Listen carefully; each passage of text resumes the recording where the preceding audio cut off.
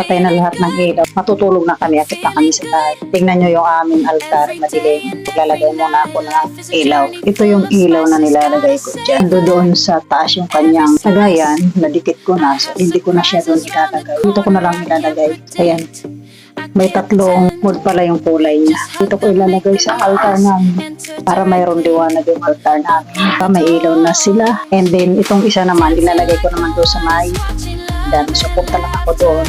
Ito yung sinasabi ko sa inyo guys na sant namin dito sa may hagdan. No, di ba madilim siya? Yan ang problema namin kasi wala talaga kami dyan ilaw.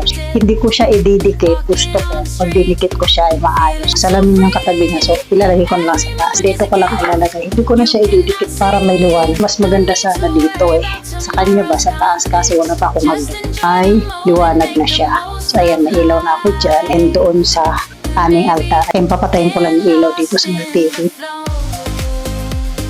O ayan, pinatay ko na yung ilaw dito. Dati-rati yung ilaw namin, yung CCTV, kaso pinatay muna namin. Ang ilaw na namin ngayon, yan nilagay ko.